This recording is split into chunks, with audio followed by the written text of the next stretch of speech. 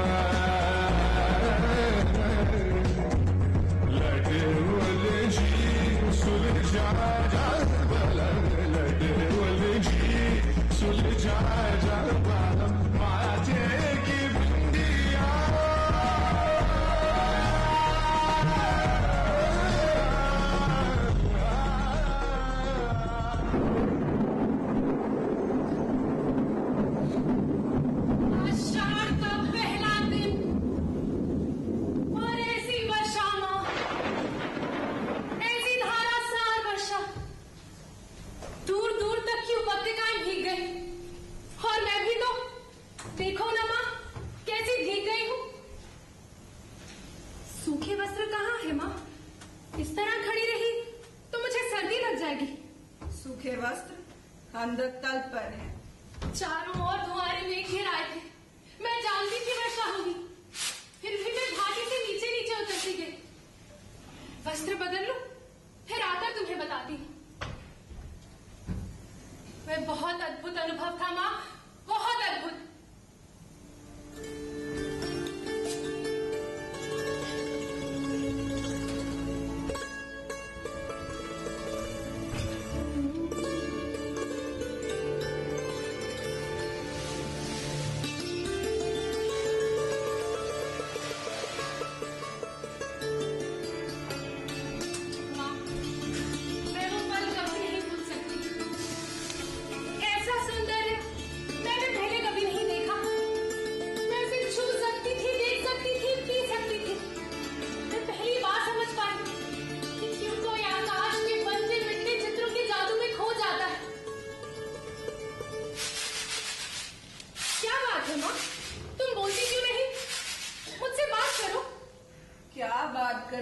कुछ भी कहो, मुझे डांटो की भीख कर क्यों आई हो, या ये कहो तुम घर में अकेली थी इसलिए तुम्हें अच्छा नहीं लग रहा था। मुझे सब अच्छा लगता है। नहीं माँ, मैं तुम्हें काम नहीं करने दूंगी, मुझसे बात करो। मल्लिका, दूध उबल गया है, शक्कर मिला लो और पी लो और जाकर थोड़ी देर सो लो। मुझे वैसे भी घर पे बहुत सारा काम है। नहीं माँ, मुझे नहीं सोना है, थकी कहाँ हूँ जो सो जाओ। मुझे तो अब भी अपने पर बरसती बूंदों का एहसास हो रहा है। तुम बोलती क्यों नहीं? ऐसे करोगी तो मैं भी तुमसे बात नहीं करूंगी।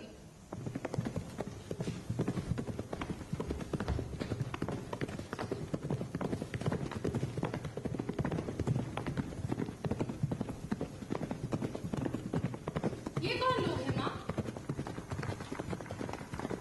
संभवतः राज्य के कर्मचारी, न जाने क्या कर रहे हैं। कभी वर्षों में ये लोग यहाँ दिखाई देते हैं और जब भी दिखाई देते हैं कोई ना कोई अनिष्ट होता है। कभी युद्ध की सूचना आती है तो कभी महामारी की। और पिछली महामारी में जब तुम्हारे पिता की मृत्यु हुई तब भी मैंने ये लोग यहाँ देखे थे। परंतु आज ये लोग यहाँ किस लिए आए हैं? न जाने किस लिए आए हैं। क्या बात है माँ, तुम रो क्यों नहीं? कुछ नहीं मल्लिका, कभी बैठे बैठे मन उदास हो जाता है।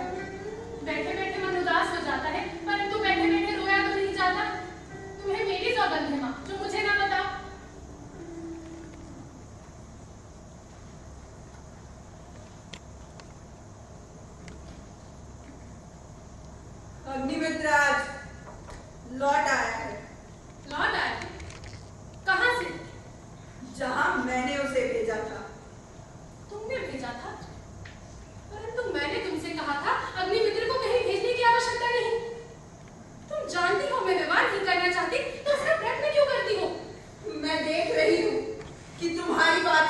होने जा रही है। अग्निमित्र संदेश लाया है कि वे लोग इस रिश्ते के लिए तैयार नहीं है और कहते हैं कि मल्लिका। क्या कहते हैं? क्या अधिकार है उन्हें कुछ भी कहने का? मल्लिका का जीवन उसकी अपनी संपत्ति है। वह अगर उसे नष्ट भी करना चाहती है तो किसी और का उस पर आलोचना करने का क्या अधिकार है? आज तुम्हारा जीवन तुम्हारी संपत्ति है, क्या मेरा तुम पर कोई अधिकार नहीं? ऐसा क्यों नहीं कहती हो माँ कि तुम समझो ना।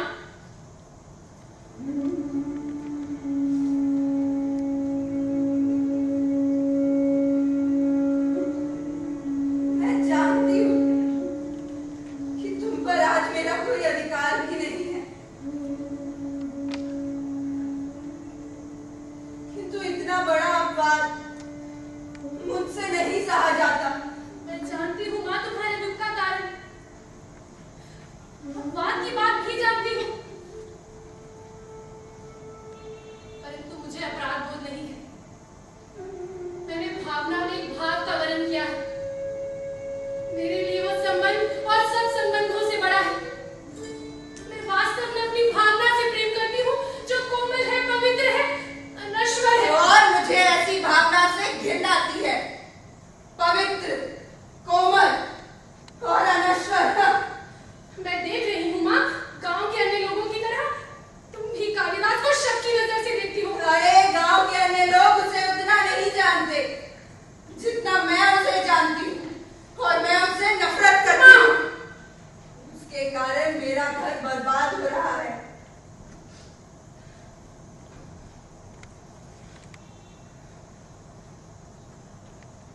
ठहरो माँ, तुम चल क्यों दी? क्योंकि माँ का जीवन भावना नहीं, कर्म है।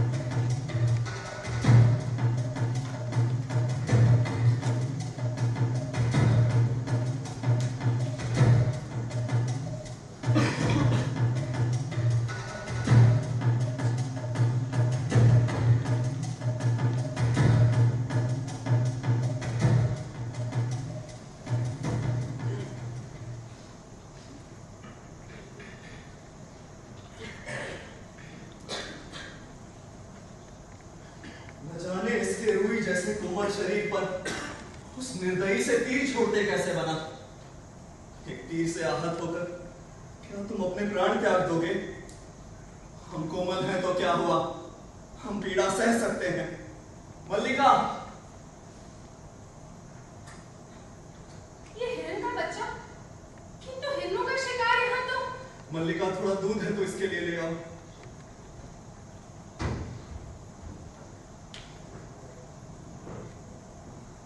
आज राज्य के कुछ कर्मचारियों को हमने यहाँ आते देखा। माँ कहती है जब भी ये लोग यहाँ आते हैं कुछ ना कुछ अनिष्ट होता है। माँ आज बहुत रुष्ट है। मैं वन के रास्ते से जा रहा था, जो मैंने इस आहत हिरन शावक को देखा। मैंने कहा तुझे वहां ले चलता हूँ जहाँ तुझे अपनी माँ की सी आंखें और उसका सारे स्नेह मिलेगा। सच, माँ आज बहुत रुष्ट है।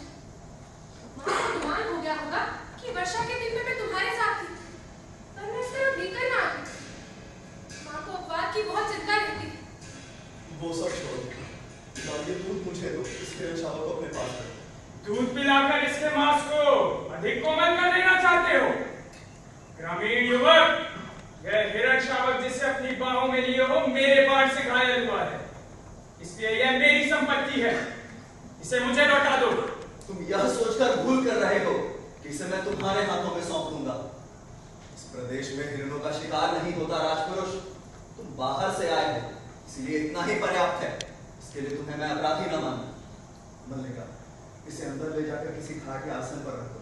इस घर के खाट और आसन हरिण शावकों के लिए नहीं है। इसे मुझे दे दो मल्लिका। इसके लिए मेरी बाहें ही पर्याप्त हैं। मैं इसे अपने घर और में राजपुरुष जंतु तुम्हें ले जाते देखता रहेगा। यह राजपुरुष स्वयं क्यों नहीं तय कर ले?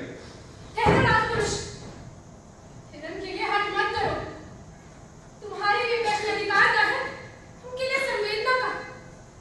कालिदास निशस्त्र होते हुए भी शस्त्रों की चिंता नहीं करेंगे। कालिदास, तुम्हारा अर्थ है जिनसे मैं हिरण शावक के लिए तर्क कर रहा था वे कवि कालिदास हैं? हाँ हाँ, परंतु तुम्हें कैसे पता कि कालिदास कवि है?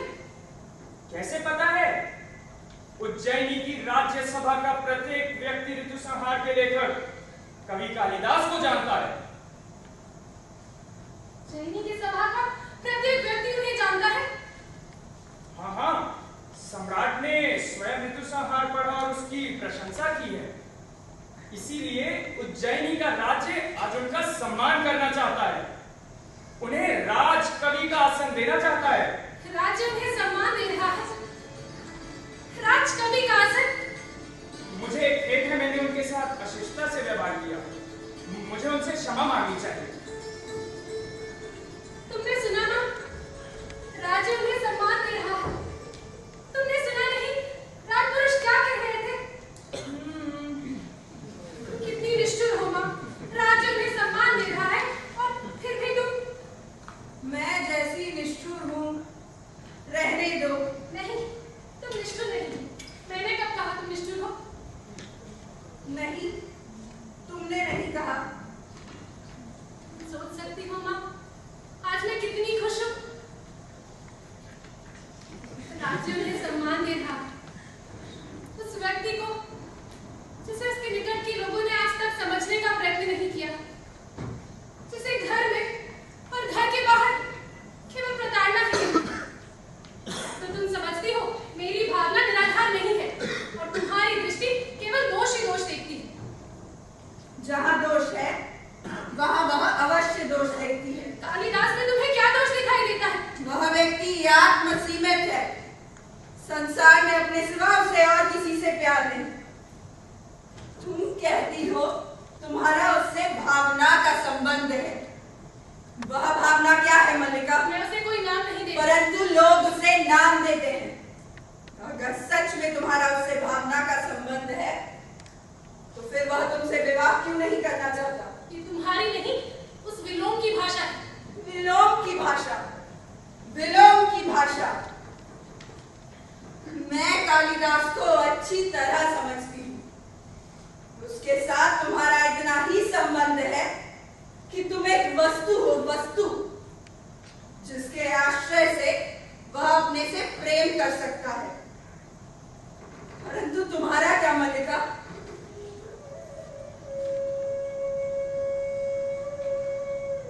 कल तुम्हारी माँ की मृत्यु होगी और घर में एक समय के भोजन की व्यवस्था भी नहीं होगी। खाना कहाँ से लाओगी? क्या तब तुम्हारी भावना इन प्रश्नों का उत्तर दे देगी? फिर कह दो ये मेरी नहीं, उस विलोम की भाषा है। माँ, आज जब उनका जीवन एक नई दिशा ग्रहण करने जा रहा है, मैं उनके सामने अपने स्वार्थ की घोषणा नहीं करना चाहती।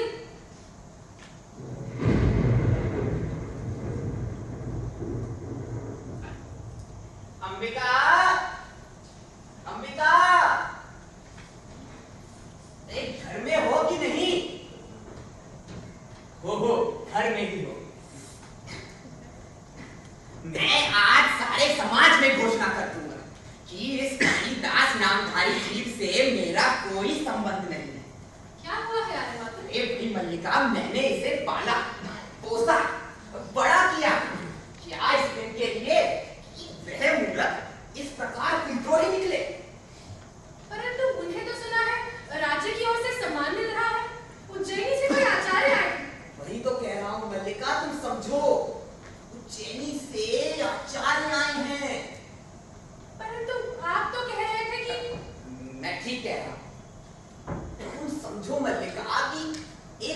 से राज्य की ओर से हमारे वंश का सम्मान होगा।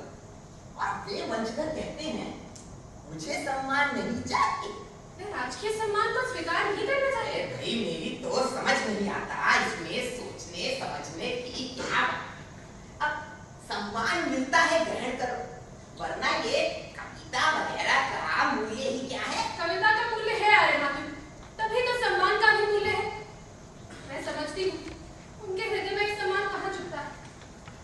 मैं तुम्हें विश्वास दिलाती हूँ मातुल कि कालिदास उज्जैनी अवश्य जाएगा। अवश्य जाएगा, अवश्य जाएगा। अरे भाई अंबिका, वे लोग इसके भक्तजन हैं क्या, जो आएंगे और गुणगान करके कविराज कालिदास को ले जाएंगे। मातुल, मातुल, मातुल, आप अभी तक यहाँ पर हैं और आचार्य आपकी प्रतीक्षा कर रहे हैं।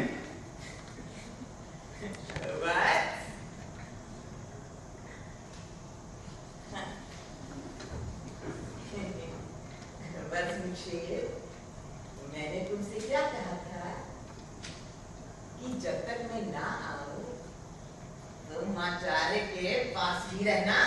परंतु ये भी तो कहा था कि आचार्य विश्राम कर चुके हों तो तुरंत आपको सूचित कर दूं। हाँ बस यह कहा था, किंतु वह भी तो कहा था। वह कहा तुम्हारी समझ आया, वह नहीं आया। किंतु मातुल, तू क्या भाई, मातुल तो मूर्ख है। मूर्ख है मातुल। अरे बताओ, तुम मुझे मूर्ख समझ रहे हो? नहीं मातुल, मैं मूर्ख नहीं तो तुम ही मूर्ख। अच्छा बताओ, आचार्य ने मेरे लिए क्या समाचार भेजा है? उन्होंने कहा है कि वे आपके साथ इस सारे ग्राम प्रदेश में घूमना चाहते हैं, जिस प्रदेश ने कालिदास की कविता को जन्म दिया है। कालिदास की कविता? अरे भाई मल्लिका, मेरी तो समझ नहीं आता कि इतने बड़े आचार्य को इस कालिदास की कविता में क्या विशेषता है। अब मैंने कहा कवि बना, उज्जैनी से आचार्य है, राज्य की ओर से आपका सम्मान होगा। सुनकर रुककर चलते अंगारे की दृष्टि से मुझे ही देखा। मैं राजकीय मुद्राओं से खरीदे जाने के लिए नहीं। हाँ भाई, राजकीय मुद्राएं तो कविराज के प्यार में मरी जा रही हैं। लिखा मेरे लिए तो धर्म संकट खड़ा हो कि कालिदास के पीछे पीछे जाऊं या मेहमानों को देखूं। इस निक्षेप से कहा था जब तक मैं ना आऊं आचार्य के पास ही रहे, और यह मूर्ख तो धुरी चक्र की भांति मेरे पीछे पीछे चला आया। परंतु मैं तो समाचार देने ही आया था कि, और मैं समाचार के लिए तुम्हारा धन्यवाद करता हूं। बहुत अच्छा किया, आचार्य वहां बैठे हैं और तुम समाचार देने यहाँ चले आए। अब एक काम और करो।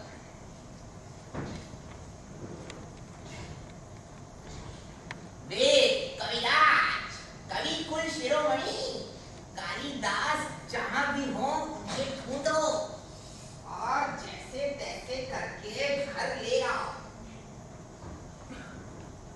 मातुल का तीसरा नेत्र हर समय खुला रहता है। परंतु कालिदास इस समय है कहाँ? कालिदास इस समय जगदम्बा के मंदिर में हैं। वे हट कर रहे हैं कि जब तक उज्जैनी से आए आचार्य लौट नहीं जाते, वे जगदम्बा के मंदिर में ही रहेंगे, घर नहीं जाएंगे। मातुल का या किसी का भी आग्रह उनका हट नहीं छुड़ा सकता। केवल एक व्यक्ति है जिसके अनुरोध करने से संभव है कि वे ये अपनी हट छोड़ दें। हमारे घर में किसी को उसके हट छोड़ने या ना छोड़ने से कोई मतलब नहीं है। उन्हें इस सम्मान का तिरस्कार नहीं करना चाहिए। चलिए आरक्षित, मैं आपके साथ जगदम्बा के मंदिर चलती हूँ। मल्लिका, माँ, क्या अब एक बाहर के व्यक्ति के सामने कहना पड़ेगा कि मैं तुम्हारे वहां जाने के पक्ष में नहीं हूँ। नहीं माँ, ये बहुत महत्वपूर्ण क्षण है, मुझे अवश्य जाना होगा। आइए आगे पीछे। क्षमा चाहता हूं अंबिका।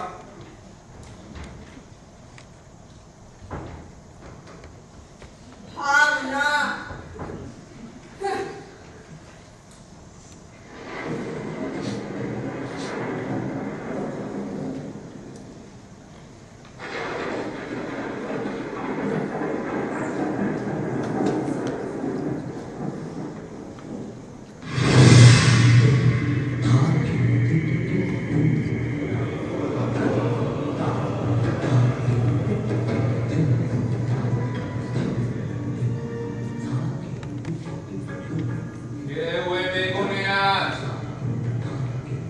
असमय अंधकार कर दिया है अंबिका, या तुम्हें ही समय का ज्ञान नहीं? आश्चर्य है, तुमने दीपक नहीं जलाया। लो, तो अब तुम क्यों आए हो? दीपक जला दूं? विलोम का यूं आना कोई आश्चर्य का विषय नहीं। तुम जानते हो बिलो, तुम्हारा यहाँ आना मल्लिका को सही नहीं है। जानता हूं अंबिका,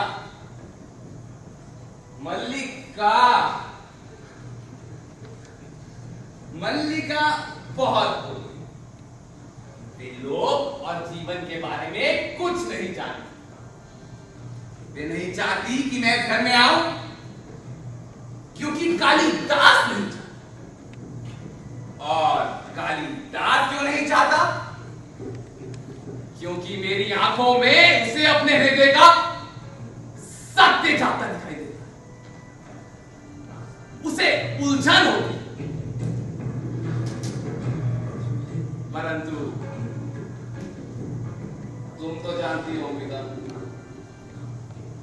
मेरा एकमात्र दोष ये है कि जो अनुभव करता हूं स्पष्ट कह देता। सुना है कालिदास उज्जैनी जा रहा? मैं नहीं जानती।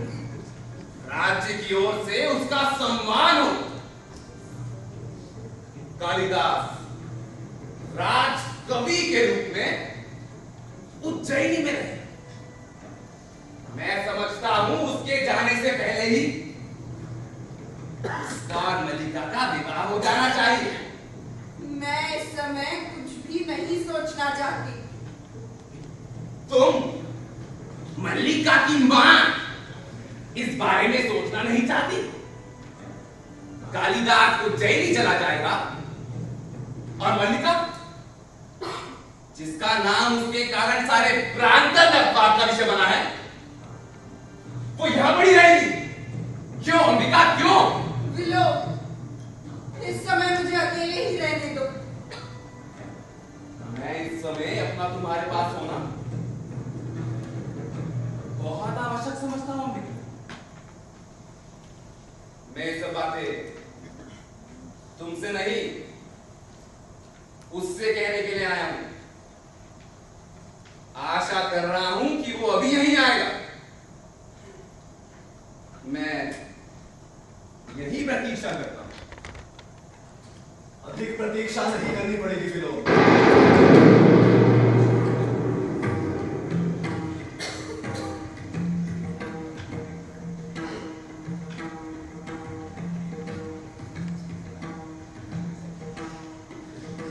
सुना है राजधानी से निमंत्रण आया।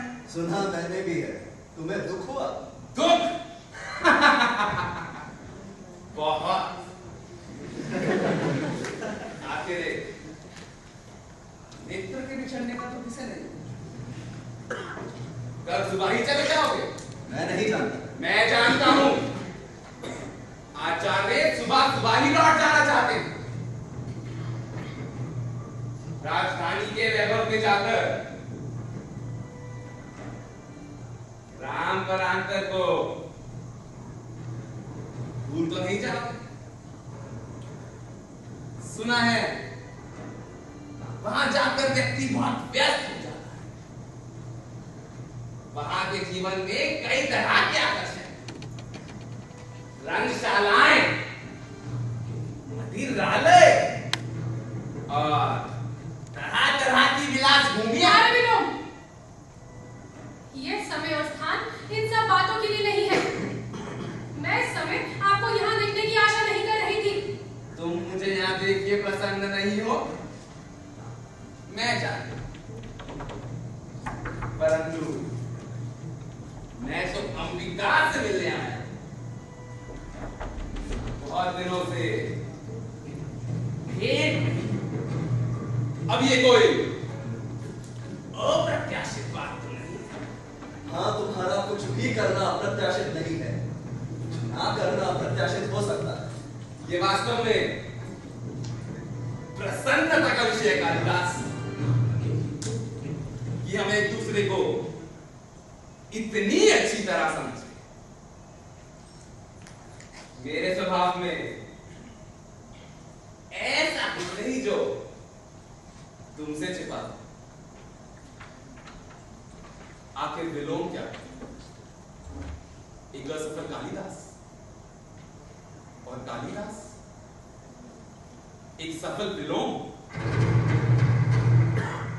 हम एक दूसरे के बहुत निकट जान पड़ते हैं।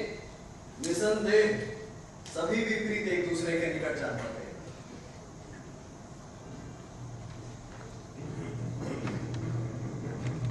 मैं ये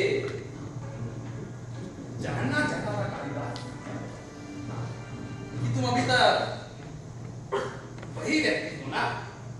मैं तुम्हारा अभिप्राय नहीं समझ सकता। मेरा अभिप्राय ये है कि तुम अभी तक वही व्यक्ति हो ना जो कल तक थे। कालिदास और मल्लिका के संबंध को लेकर ग्राम परांतर में काफी कुछ कहा जाता है। उसे दृष्टि में रखते हुए क्या ये उचित नहीं कालिदास से स्पष्ट कर दे कि उसे उज्जैनी अकेले ही जाना है? या दूसरों के घरों में ही नहीं कि जीवन में भी अनाधिकार प्रवेश कर लेते हो। अनाधिकार प्रवेश? मैं क्यों अंबिका, तुम्हें कालिदास की ये बात कहां तक सही लगती है कि मैं विलोम दूसरों के जीवन में अनाधिकार प्रवेश कर जाता हूं?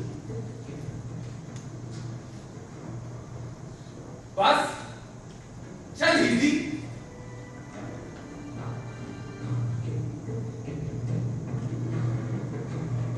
क्यों कालिदास, तुम्हारे अंतर मन में तो इस प्रश्न का उत्तर होगा कि मल्लिका उज्जैनी संभव है। प्रश्न ही कुछ ऐसा है। तुम कुछ भी अनुमान लगाने के लिए स्वतंत्र हो विलोम। मैं इतना ही जानता हूं, मुझे इस गांव को छोड़ के जाने का तनिक भी मोह नहीं है। हाँ हाँ, तुम्हें क्यों होगा? एक साधारण व्यक्ति को हो सकता है, तुम्हें क्यों हो? परंतु क्षण भर के लिए ये मान लिया जाए कि तुमने उज्जैनी जाने का निश्चय कर लिया। उस स्थिति में क्या ये उचित नहीं कि अरे विलोम, इस समय अपनी सीमा से आगे जाकर बात कर रहे हैं आप। मैं अपना भला बुरा सब समझती हूँ। संभवतः आप ये अनुभव नहीं कर रहे कि इस समय आप यहाँ एक अनचाहे अतिथि के रूप में उपस्थित हैं। ये अनुभव करने की मैंने आवश्यकता ही नहीं समझी। तुम मुझसे नफरत करती हो, मैं जानता, परंतु मैं तुमसे नफरत नहीं करता। मेरा यहां होने के लिए इतना ही पर्याप्त। तुम कालिदास के बहुत करीब हो, परंतु कालिदास को तुमसे अधिक मैं जानता हूं।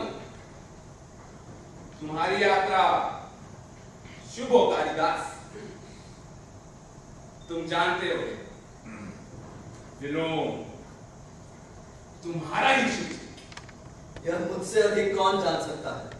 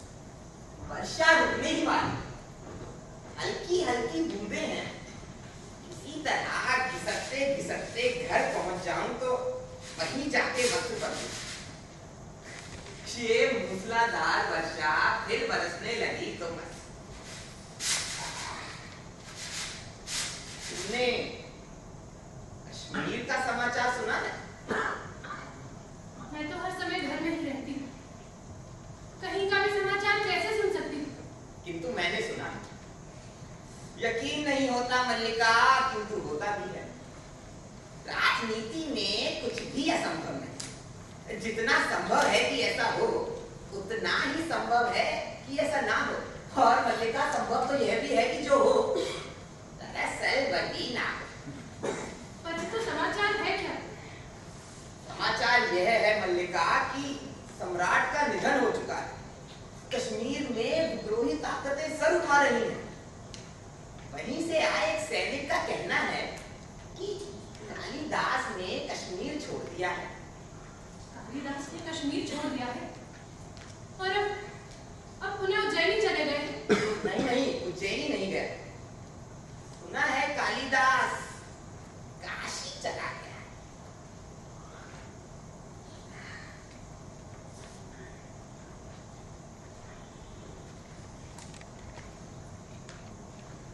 भाई मल्लिका, मेरी तो समझ नहीं आता कि काशी जाने की क्या आवश्यकता।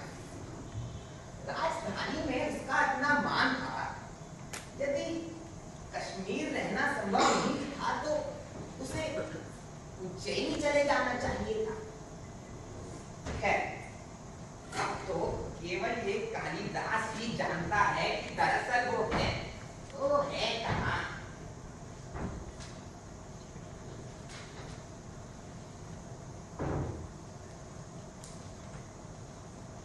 नहीं, ये सत्य नहीं हो सकता। मेरा दिल नहीं मानता।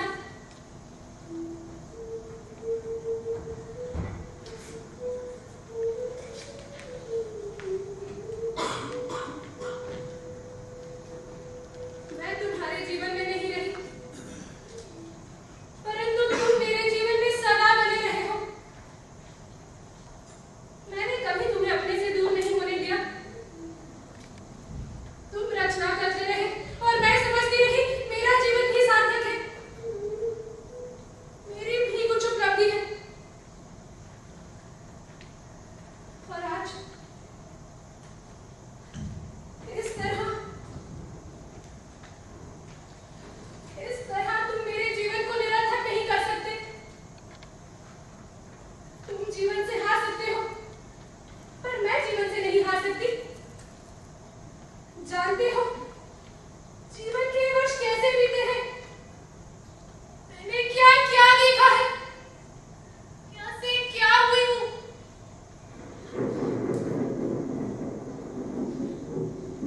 वही आषाढ़ का दिन है, उसी तरह आसमान गरज रहा। वही मैं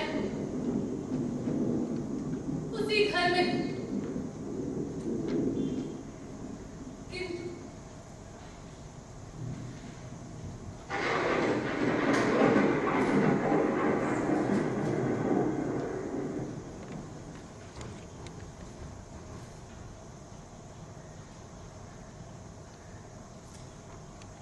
संभवतः पहचानती नहीं हो, और न पहचानना ही स्वाभाविक है, क्योंकि मैं वह व्यक्ति नहीं जिसे तुम जानती थी। दूसरा व्यक्ति हूं, और सच कहूं तो वह व्यक्ति हूं जिसे मैं स्वयं नहीं जानता। तुम इस तरह खड़ी क्यों हो? मुझे देखकर आश्चर्य हुआ। आश्चर्य? मुझे विश्वास नहीं होता कि तुम हो। देख रहा हूं, तुम भी वह नहीं हो। सब कुछ बदल गया है। यह संभव में बदलाव केवल मेरी दृष्टि में हुआ है। मुझे विश्वास नहीं होता, कहीं ये स्वप्न तो नहीं? नहीं, स्वप्न नहीं, यथार्थ है। यथार्थ है कि मैं यहाँ हूँ। कई दिनों की यात्रा करके थका टूटा हारा यहाँ आया हूँ। एक बार यहाँ के यथार्थ को देख लूं। बहुत भीग गए। मेरे यहाँ सूखे कपड़े तो नहीं?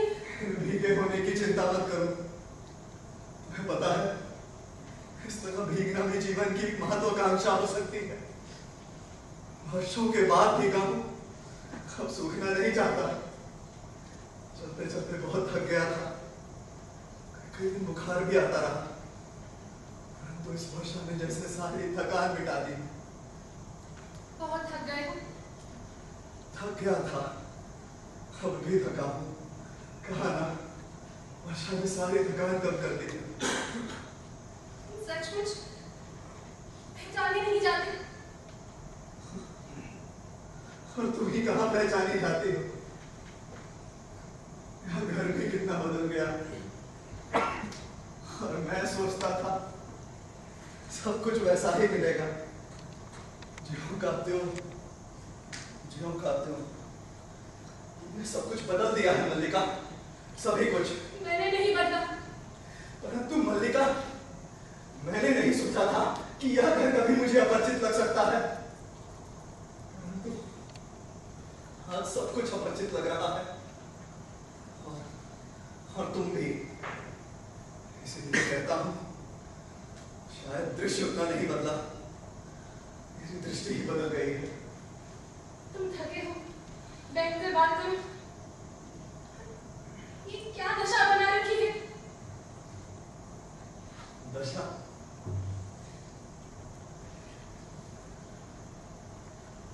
मैं आज अपनी उन सारी इच्छाओं का श्राद्ध करके आया हूं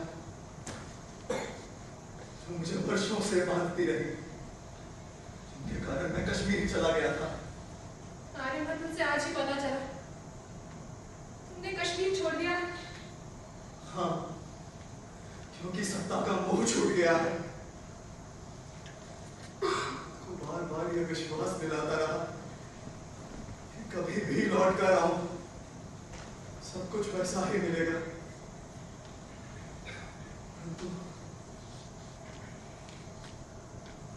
सब कुछ बदल गया। सब कुछ।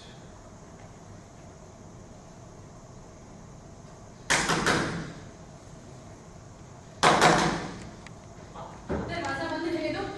तुम जो बात कह रहे थे कहते जाओ। अरे देख तो लो कौन आया है। वर्षा का दिन है, कोई भी हो सकता है। तुम बात करते रहो, फिर चला जाएगा। हर समय दरवाजा बंद, हर समय दरवाजा बंद। कौन था यह? कहा ना, कोई भी हो सकता है। वर्षा के दिन में किसी को भी आश्रय की आवश्यकता हो सकती है। तो इसकी आवाज मुझे विचित्र सी लगी। तुम यहाँ के संबंध में बात कर रहे थे। लगा जैसे इस आवाज को मैं पहचानता हूँ। तुम थके हो और अस्वस्थ हो, बैठकर बात करो।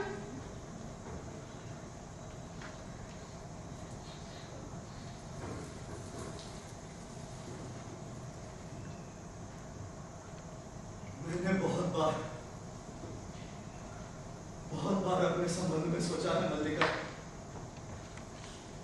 कि मैं यहां से क्यों नहीं जाना चाहता। एक कारण यह भी था कि मुझे खुद पर विश्वास न था। मुझे कहीं न कहीं आशंका थी कि वह वातावरण मेरी और मेरे जीवन की दिशा को बदल देगा। और यह डर गलत भी तो नहीं था। मैं खुद को बार बार ये विश्वास दिलाता रहा कि कभी उस वातावरण में नहीं, मुझ में है।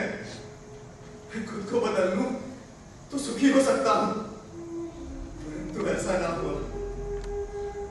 तो मैं बदल सका, सुखी ही हो सका।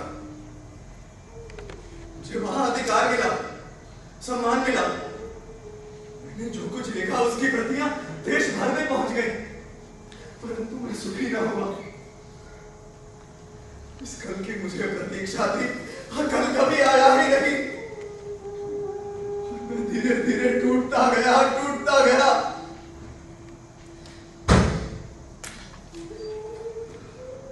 फिर मैंने पाया कि मैं सर्वथा ही टूट गया हूं।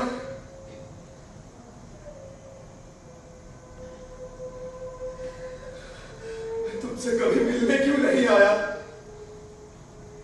क्योंकि भय था तुम्हारी आंखें मेरे अस्थिर मन को और अस्थिर कर देंगी। मैं इससे बचना चाहता था।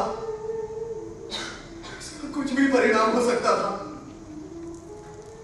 मुझे पता था इसकी तुम पर क्या प्रतिक्रिया होगी। ये दूसरे तुमसे क्या कहेंगे। परंतु उस संबंध में निश्चित था कि तुम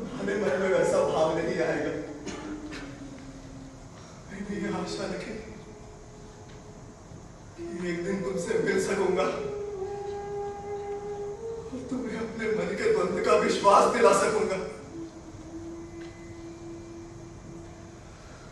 लोग सोचते हैं मैंने उस वातावरण में रह के सब कुछ लिखा है,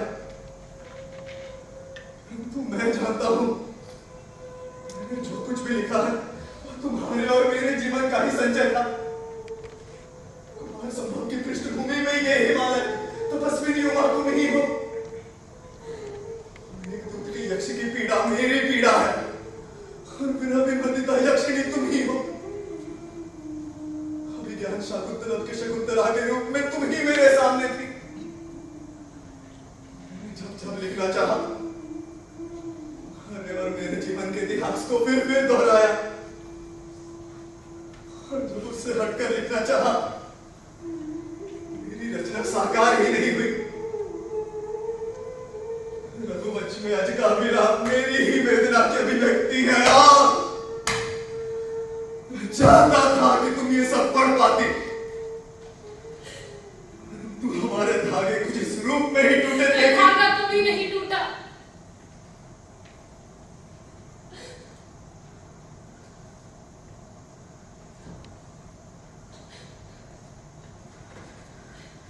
मेघदूत, तुम्हारे पास मेघदूत की गति कैसे पहुंची? मेरे पास तुम्हारी सब रचनाएं, रघुवंश और शाकुंतलम की प्रतिलिपियां कुछ ही दिन पहले मुझे मिल पाई। तुम्हारे पास मेरी सारी रचनाएं हैं,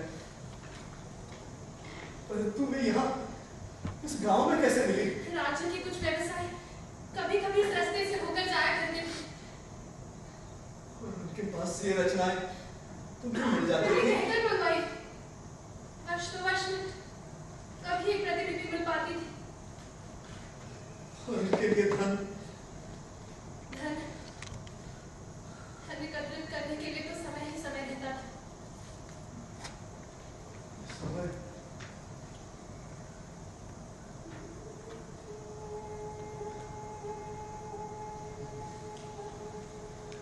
जो अभाव वर्षों से मुझे सामने रहे, वे आज और भी बड़े प्रतीत होते हैं। मुझे बहुत दिन पहले ही यहाँ लौट आना था ताकि यहाँ की वर्षा में भीग कर लिखता वह सब जो आज तक नहीं लिख पाया था, और जो आषाढ़ के इन मेघों की तरह मेरे अंदर घुमड़ रहा है, परंतु कभी बरस नहीं पड़ा।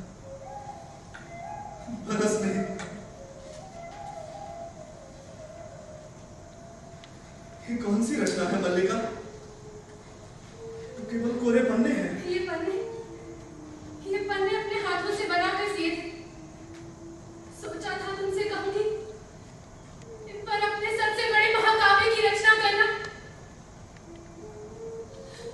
परंतु पिछली बार तुम लौट कर भी नहीं लौटे, और अब ये कहने संकोच होता है कि ये पन्ने तुम्हारे लिए थे। मेरे पन्ने अपने हाथों से सिए थे,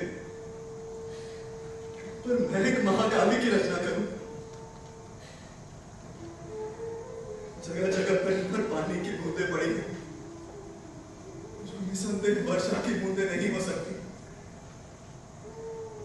लगता है अपनी आंखों से तुमने इन पर बहुत कुछ लिखा, और आंखों से ही नहीं, जगह जगह पर फूलों की पत्तियों ने अपने रंग छोड़ दिए हैं। कई जगह पर तो तुम्हारे नखों ने छिला है। ये पन्ने अब कोरे कहां है मल्लिका? इन पर तो एक महाकाव्य की रचना हो चुकी है, अनंत सर्गों के एक महाकाव्य की। इन पर मैं अब क्या नया लिख सकता हूं? परंतु इसके आगे भी तो जीवन शेष है ना? हम फिर पुनरारंभ कर सकते हैं, हम फिर शुरुआत कर सकते हैं।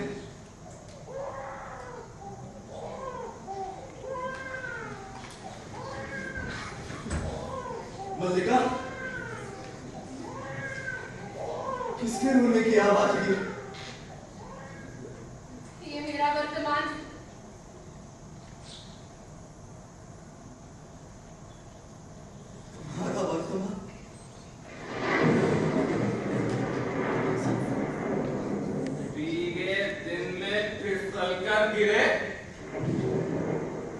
और गिरे खाई में। कितनी बार कहा है भैया विलोम, ज्यादा ऊंचा मत चढ़ा, लेकिन भैया विलोम क्यों मारने लगे? पहले आए तो दरवाजा बंद, लौट कर गए और फिसल गए, फिर आए तो दरवाजा बंद, अब लौट कर जाते तो ना जाने क्या हो। आज का दिन ही कुछ ऐसा है कि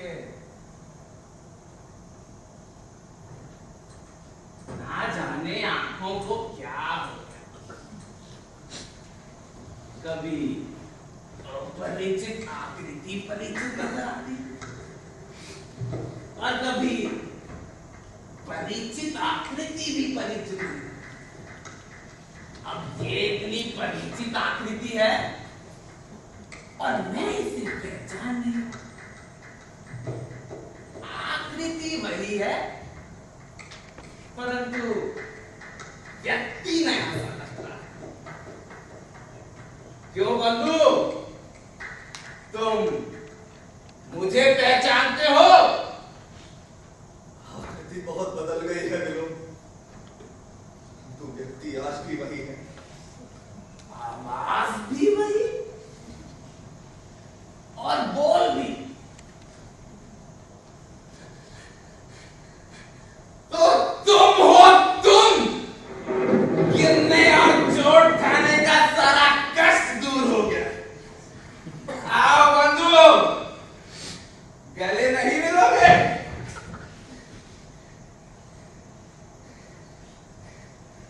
मेरा शरीर मेरा है इसलिए, या मुझी से घिरा है? विलोम इस घर में अब बिन बुलाया अतिथि नहीं है, अब तो वो अधिकार से आता है। क्यों? अब तो वो इस घर में कालिदास का स्वागत कर सकता है। तुमने कालिदास को बैठने के लिए आसन नहीं दिया। जानती हो कालिदास को इस प्रदेश के हिरणों से कितना प्यार। एक हिरण इस घर में भी है। तुमने मलिका की बच्ची को नहीं देखा? उसकी आंखें किसी हिरण की आंखों से कम है क्या? और जानते हो निक्षेप क्या कहता है? कहता है तुम नहीं चाहती कि कालिदास से जाने कि निक्षेप क्या कहता है, परंतु मुझे उसकी बात पर विश्वास नहीं। संभव है कालिदास ये देख के बता सके कि बच्ची की शक्ल सचमुच विलोम से मिलती है या? चलो देखोगे? तुम यहां से चले जाओ विलोम। चला जाओ इस घर से या पूरे गांव से ही? मैं कहता हूं इस समय यहां से चले जाओ। क्योंकि तुम लौट आए हो, क्योंकि वर्षों से छोड़ी हुई भूमि आज फिर तुम्हें अपनी लगने लगी है, क्योंकि तुम्हारा अधिकार हमेशा से था। तुम चाहते हो मैं यहां से चला जाऊं? मैं चला जाता इसलिए नहीं क्योंकि तुम आदेश देते, परंतु इसलिए क्योंकि इस घर में आज तुम अतिथि हो।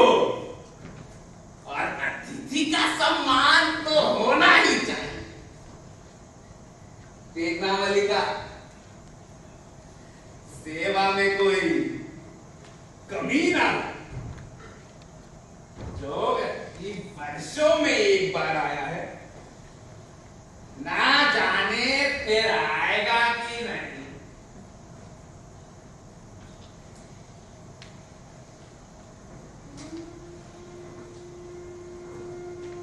क्या सोच रहे थे?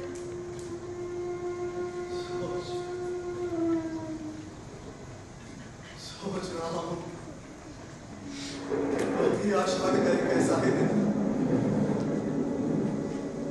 ऐसे ही घाटी में मेघ घिराए थे, समय अंधकार में चला था। मैंने वहां एक हाथ हिरण शावक को देखा था,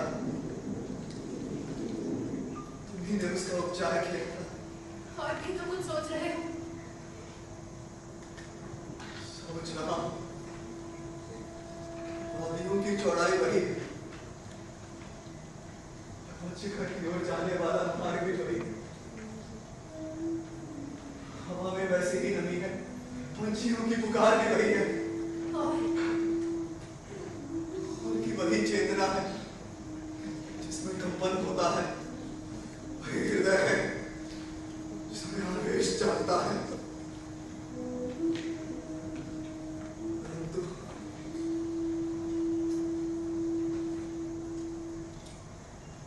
परंतु ये कोरे पृष्ठों का महाकाव्य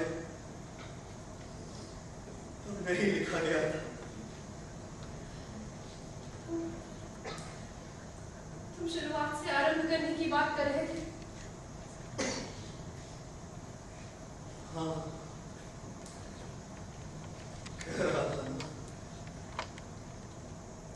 यह संभवतः इच्छा का समय के साथ संघर्ष था, परंतु देख रहा हूं समय अधिक शक्तिशाली है, क्योंकि क्योंकि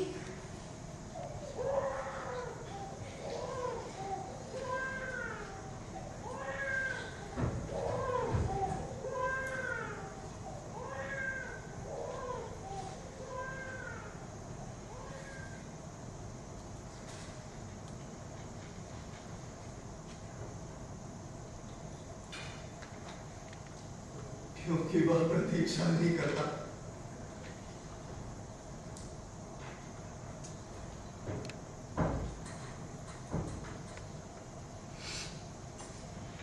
Kalidas,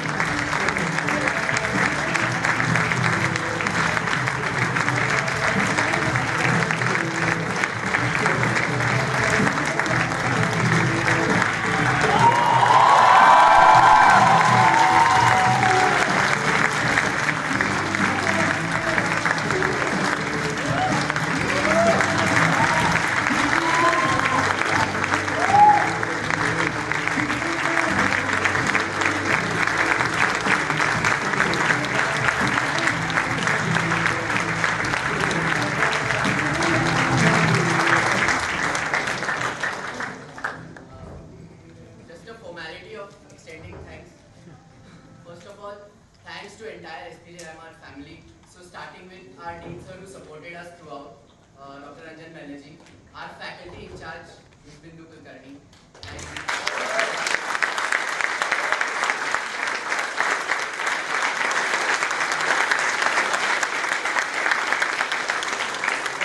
GAS 2015 team who has helped us a lot in this.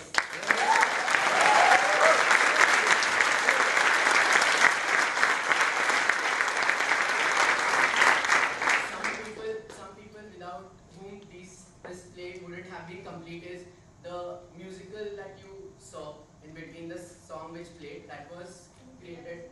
Yeah, can we have that audio, Paris? That song in the lead, it was Vatsala.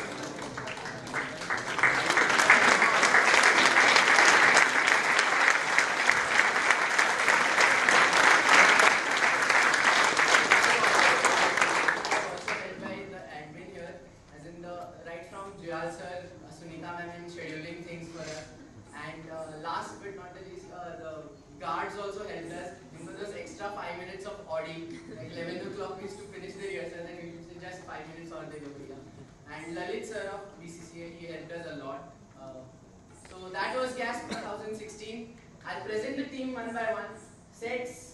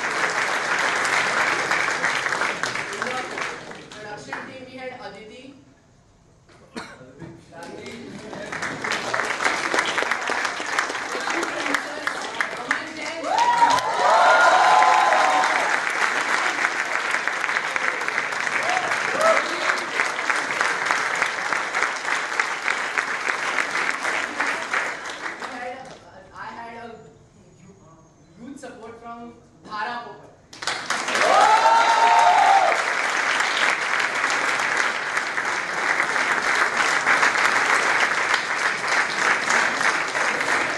Script was in very kind of difficult Hindi and it was converted so that it becomes understandable entirely by Manali Sengupta.